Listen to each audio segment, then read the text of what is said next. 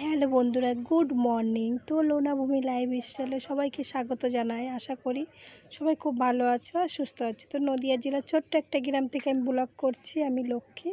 তো এখনে সকাল 6টা বাজে। তো এখন থেকেই আমার ভিডিওটা স্টার্ট করে দিলাম তোমাদেরকে সাথে নিয়ে। তো আশা করি আজকের ভিডিওটা তোমাদের খুব ভালো লাগবে।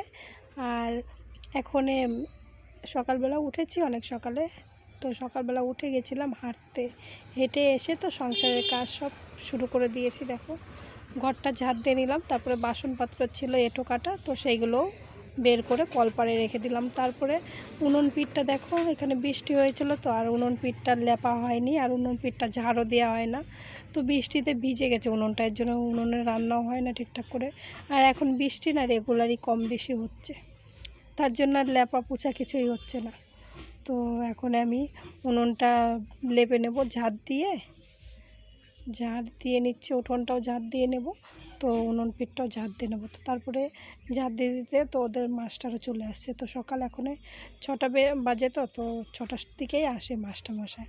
তো এখন মাস্টারমশাই আসছে, এখন মাস্টারমশাই ঘরে ঢুকে গেল। তো তারপরে আমি আবার উঠোনটা ঝাড় দিয়ে নিচ্ছি। কারণ কি সকালবেলা উঠে সকালের কাজ যদি সকালে না করা হয় না, আর সারাদিনে ইচ্ছা করে না যে কাজ করতে। তো উঠোন ঘরটা তো বাসি, উঠোন ঘরটা ঝাড় দিয়ে নিতে হয়। তারপরে শাশুড়ি মা দেখো বিরাজ করছিল, তো উনি বিরাজ করতে গেল। তারপরে ডোয়াগুলো দেখো কীরকম হয়ে গেছে বৃষ্টির জন্য। তো বৃষ্টি হচ্ছে রেগুলারই কম বেশি, আর চোখের সামনে থাকে তো দেখলে পরেও খারাপ লাগে। এর জন্য ভাবছি কি যে সকালবেলা উঠে ডোয়াগুলো আগে লেপে নেব। আর তারপর তোমাদের দাদাভাই বললো যে আমাকে একটু চা করে দাও। তো আমি তার মাঝে আবার চা করে দিয়েছি তোমাদের দাদাভাইকে। আর এদিকে আমি আবার ডোয়াটা লেপতে চলে আসছি। তো ডোয়াগুলো কি হয়ে গেছে, কারণ কি ভিতরে মেজো করা তো ঘরের, তো ঘরের ভিতরে কোনো অসুবিধা থাকে না, কিন্তু বাইরে দিয়ে তো মেজে করার নেই। এর জন্য বাইরেগুলো মাটি মাটি উঠে যায় আর বাজে দেখা। তারপরে ডোয়াগুলো লেপে নিচ্ছে। আর উঠোনে একটু যদি গোবর থাকতো তো উঠোনটাও লেপে নিতাম। তো গোবর তো আর আনাই হয়নি ওর মামাবাড়ির থেকে।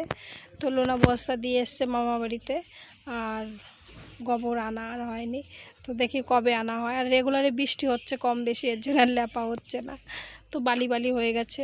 আর এইদিকে দেখো উনুনটা ভিজে কি অবস্থা হয়েছে, ঢেকে রেখেছিলাম তাঁবু দিয়ে, তারপরেও দেখো কীরকম করে ভিজে গেছে। আর ওই সাইড দিয়ে জল আসে। তারপরে দেখো উনুনটা কি ভিজেছে। তো ঢেকে রেখেছিলাম সুন্দর করে, তারপরেও ভিজেছে কীরকম করে।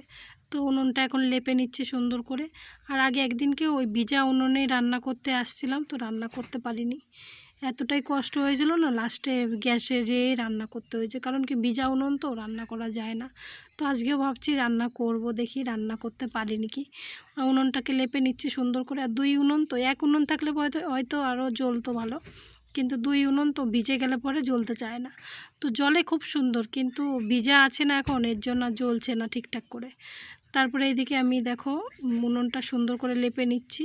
আর পুরো জলটা ওই উপর দিয়ে পুরো জলটা একদম আসে এইদিকে, এর জন্যই উনুনটা ভিজে যায়। আগে তো এতটা মানে সুন্দর করে ঢেকে রাখি, তাও জল চলেই আসছে দেখছি।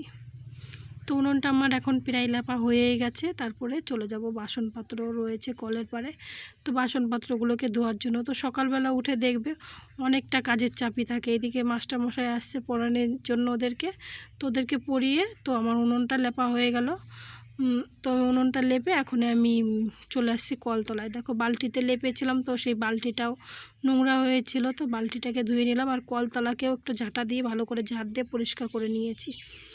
তারপরে বাসনপত্রগুলোকেও মেজে নিচ্ছি, মেজে ধুয়ে এখন রেখে দিয়ে আসবো। তো সকালবেলা দেখবে অনেকটাই চাপ পড়ে যায়। আর রান্নাটা সকালবেলা তাড়াতাড়ি করতে হয়, তো এর জন্য বেশিটা চাপ পড়ে যায়। আর সকাল 9টার মধ্যে এদের খিদে লেগে যায়। তো সকালে একটু রান্না না করলে পরে ওদের মানে খুব চিল্লাচিল্লি শুরু করে দেয়। যেরকম মাতে খিদের জন্য করে, সেরকম ছেলেতেও করে। তো তারপরে আমি এখন স্নান করে নেব। তো দেখছি যে হাতের শাখাটাও কি নোংরা হয়ে গেছে। মানে এই মাটির কাজ করলে পরে দেখবে হাতের শাখা, সাদা শাখা তো ভীষণ নোংরা হয়ে যায়। এর জন্য শাখাটাকেও আমি সুন্দর করে পরিষ্কার করে নিলাম সাবান দিয়ে, বাসন মাজা সাবান দিয়ে। আর হাতের থেকে না খোলা যায় না, তো ওইভাবেই করে নিলাম। তারপরে এইদিকে আমি স্নান করে তো চলে আসছি আবার রান্নার জন্য। তো উনুনে রান্না বসিয়ে দিয়েছি, জ্বলছে উনুনটা, কিন্তু অনেক কষ্ট জ্বালাতে। তো ভাত হয়ে গেছে, এদিকে নিরামিষ তরকারি হয়ে গেছে। তো আর একটা তরকারি করব, মাছের তরকারি করব, তো সেটা আর এখানে করব না, ভাবছি গ্যাসে বসিয়ে দেবো। তো এদিকে নিরামিষটা হয়ে গেছে, নিরামিষ দিয়ে শাশুড়ি মাকে আবার ভাত দিয়ে দিচ্ছি, যে খিদে লেগে গেছে তার জন্য আবার শাশুড়ি মাকে ভাত দিয়ে দিলাম। দিয়ে এদিকে আবার আমি গ্যাসের এখানে চলে আসছি রান্নার জন্য। তো মাছ ছিল কয় পিস, তো মাছ দিয়ে মাছের তরকারি করছি, আর কয় পিস ভাজা রেখে দিয়েছি ওদের জন্য খাবে।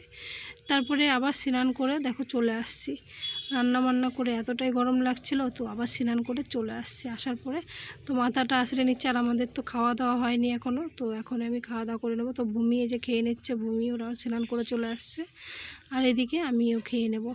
তো লোনাকেও খেয়ে দিয়ে এখন ওষুধ খাচ্ছে, দুপুরবেলা ওষুধ খায়, তো ওষুধ খাচ্ছে। আর এদিকে দেখো আমিও রান্নাবান্না করে খাওয়া দাওয়া করে নিচ্ছি। তো আজকে ভিডিওটা এই পর্যন্তই করেছি। তো ভিডিওটা যদি ভালো লাগে অবশ্যই একটা লাইক কমেন্ট করে দেবে, আর শেয়ার করবে, আর আমার পাশে থাকবে, আমাকে একটু সাপোর্ট করবে। তো টাটা বন্ধুরা, এত বড় মেয়ে এখনো পুতুল খেলছে, দেখো কত বড় বলদের বলদ, সন্ধ্যাবেলা পড়াশোনা বাদ দিয়ে পুতুলের ব্যাগ নিয়ে চলে আসছে। দেখো এই যে আরেকজন, দেখো কিরে কোথায় বাচ্চা তুই, কোথায় বাচ্চা? না খাওয়া দাওয়াই বাচ্চা, না কথাবার্তায় বাচ্চা, পড়ার সময় শুধু বাচ্চা, তাই তো? দেখো কত বড় মেয়ে পুতুল খেলছে, ও তোকে বলেছে তুই খেলছিস, তাই তো? আমি কি বললেই খেলতে হবে?